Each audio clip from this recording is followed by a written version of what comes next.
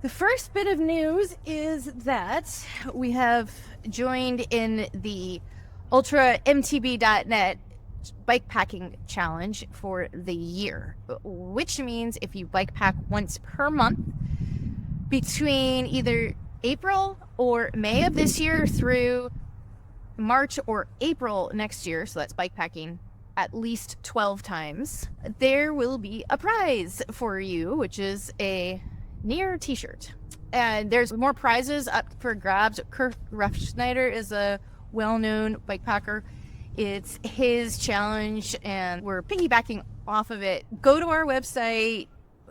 On the main page, there's 3 buttons and one of them says join the bikepacking challenge, and all the details are there, and his webpage is linked to there, so you can see what goodies he has up for grabs for those who participate and share their stories and photos from their bikepacking. Our first bikepacking trip this year is coming up May 2nd and 3rd. Please get your registrations in ASAP. Prices are going up at the end of the weekend. Current pricing is $95 per person. Right now we have 50% women and 50% men participating, and a variety of skill levels of both bikepacking and cycling. The first day of Maneha, this bikepacking trip that we're running, is about 82 miles in length, and the second day is 74 miles in length, and that assumes the route stays as we think it will be after we're done scouting it, which will be in a couple of weeks. So get registered for that to get your bikepacking started off early this season. Also, all sorts of good stuff. We just got in some new stickers, and we also have frame stickers that are rectangular and transparent background. So these stickers are for wherever you want to put them in your life. Ask me next time you're on a NEER ride for stickers, and I will give you one or more, but you got to tell me where you're going to put it. We don't have too many, but we will be printing more. So don't hesitate to ask for either or both. Ooh, is that the other sticker here? Already on a frame, so you can see how nice that looks. Hopefully that's showing up there. You can see that. So that's what the frame sticker is all about. Hope to see your NEER stickers on your various possessions so as to share the joy of NEER with others. And hopefully it makes you smile every time you look at the sticker and think about some of the great memories you've made and that you will make on future rides. Our last Conjure series road ride is happening next Saturday, and that starts in Concord, Mass, and it goes to New Hampshire. That's an all-paved ride, beautiful route, 103 miles. So that wraps up the Conjure series, because at that point we have conjured spring as we have now. Right now it's 70 degrees out here, or maybe 65 degrees. It's beautiful, and hopefully we'll get some more really nice weather. A lot of you asked for a nutrition clinic. The last Thursday in April 30th, we're going to have a very educational talk coming from a high-level sports nutritionist who has worked with pro teams, works with pro teams currently, other professionals, people everywhere from amateurs, avid cyclists like we are, all the way up to Olympians. Mark your calendar and register now for a really good discussion, and send me your questions. What do you want to hear from a high-level sports nutritionist about what you should be eating, how you should be fueling your rides, any question anywhere along the lines of nutrition. Roubaix is coming up this Sunday, and that's such a cool race to watch. There's over 30 miles of cobblestone roads as part of the pro race. Both men and women's pro races are happening this Sunday. If you can't watch it real time, which hopefully not because you're out riding, then you can watch the replay. We sent out a schedule of all the pro races, the top level pro races that are televised, to all NEER members. And if you've recently joined, I'll try to remember to send you that schedule so you're current. Do you know where to watch the races, what's coming up, what's interesting? Because a lot of times That's a nice subject of conversation on group rides. I am looking for 1 to 2 people to help me scout some of our upcoming rides. The first opportunity is Sunday, April 19th. I have some dirt roads and trails to ride to support our Maneha bikepacking trip. So if you would like to join me for a scouting ride, please email me. On April 25th through 26th, I will be scouting for our upcoming trail mix rides. So if you'd like to join me for either of those days, please email me. And then in the trail mix ride is 2 days of riding. I'm going to try to turn that into a bikepacking overnight. So that could be a big weekend if someone is up for joining me. Again, email me and let me know if you're interested, and we'll work out the details. Well, let's see. How to know if your NEER membership is going to renew. I email you before your membership lapses. And sometimes I get a little behind on that, but I will email you if you've registered for a ride and your membership is not current. You should receive an email, and if you're curious, please email me and I'll get back to you about that. And yeah, we want everybody's membership to be current because of insurance and all of that good stuff. Oh yeah, Trail Mix is coming up. The hardest gravel and mixed terrain ride in Massachusetts. That's extra salty Trail Mix is May 9th. And the more fun version, so that's 150 miles.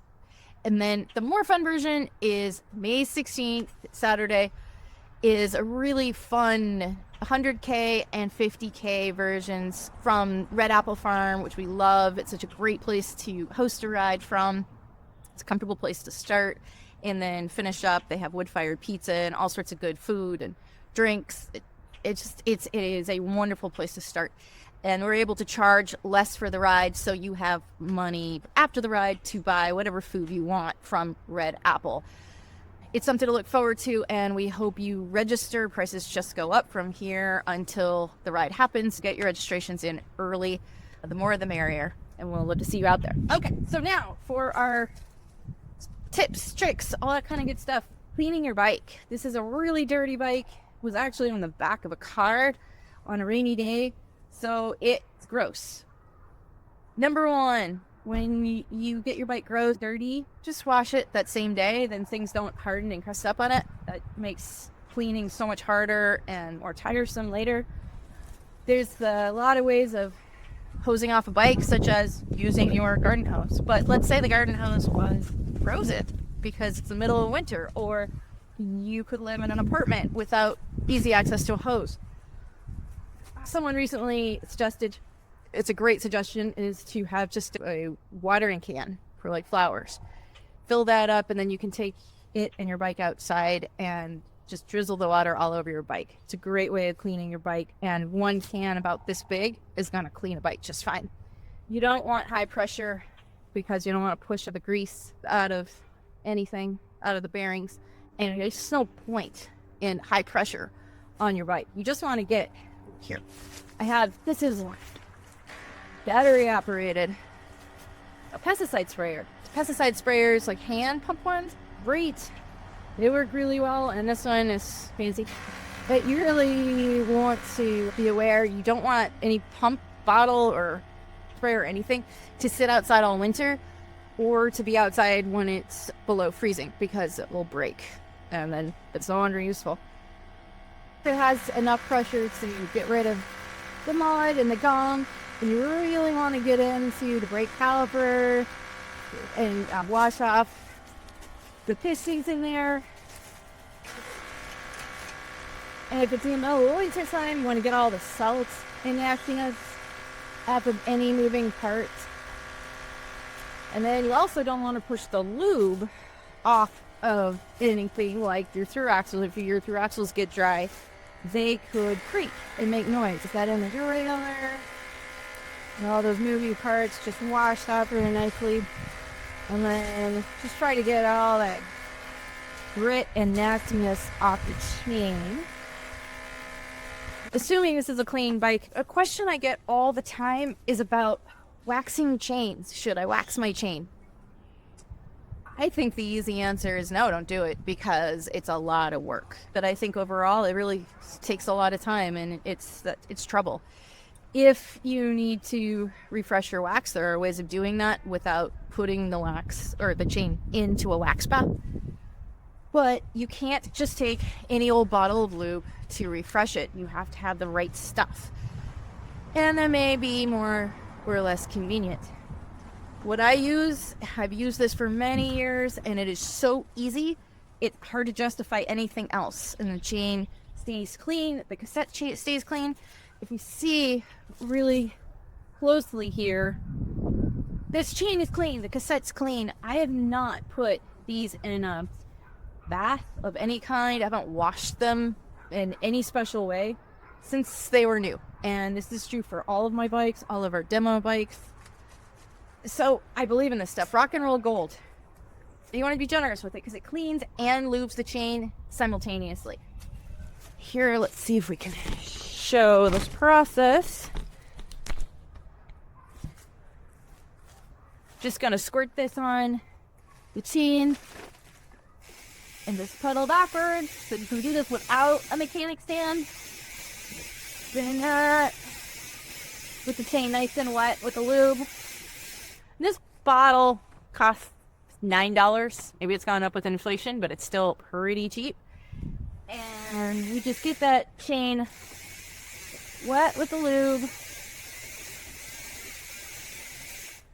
Wipe it off. And then you can apply one more stream of lube and let it sit and then wipe it off before you go and ride. So it will set up more. It will last longer if you do that. But if you don't have that luxury of time, then you just wipe it off.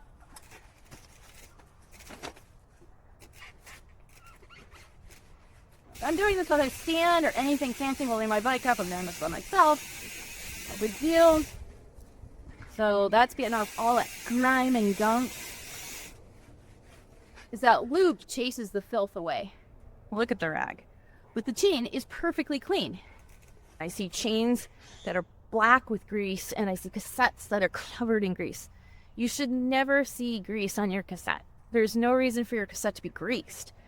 The only place you want grease is inside the chain. In all the moving parts, anywhere in a chain where metal's touching metal, that's where there should be lube. That's it.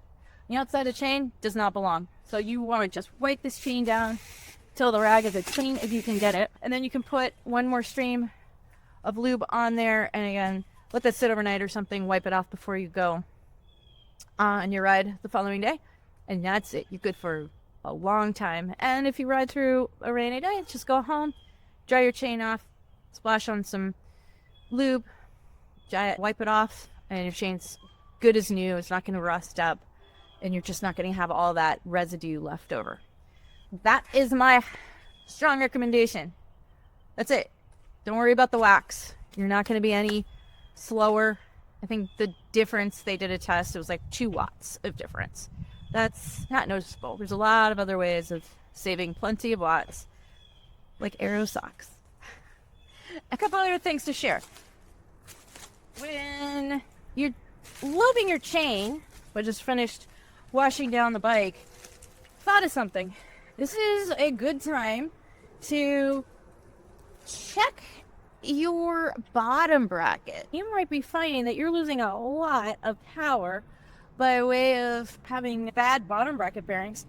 So, if you're a SRAM mountain bike rear derailleur, which would be a mullet setup, you can lock out your rear derailleur. Now you have a loose chain. Otherwise, just take the chain off of your chain rings, or chain ring in this case, and then feel your bottom bracket. Feel how easily your pedals spin. Do they spin easily, or are they really crunchy in there? Do you feel some vibrations, like pitting in your bearings?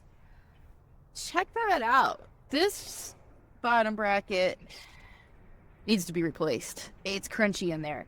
That's eating power that I don't need to have lost by way of extra friction in that bottom bracket. So take your chain off, spin your crank, see how that feels. And if that's not perfectly smooth, take it to your mechanic and have them take a look and see what they think. It might need to be serviced. If it's Chris King bottom bracket, you can service the bearings in there. or they could be so far gone they need to be replaced. And a lot of bottom brackets can be replaced fairly simply and are not particularly expensive. This is a $40 bottom bracket. Since it's spring, you haven't looked at your tires in a while. We've seen a lot of bare tires, bald tires that have threads showing through on rides, and those are much more susceptible to flats because it doesn't take as much for something to go through a tire that's basically threadbare. And then you want to put a wrench on every bolt on your bike and make sure it's properly tight, not over tight, and also not under tight. Using a torque wrench is a great way of doing that, of testing every bolt, making sure bolts are tightened to torque spec. We'll see everyone soon. Get your bike packing setups together. Get registered for all the rides we have coming up. If you're not a member of NEER yet, become a member. We want to have you out, and we look forward to sharing the ride with you.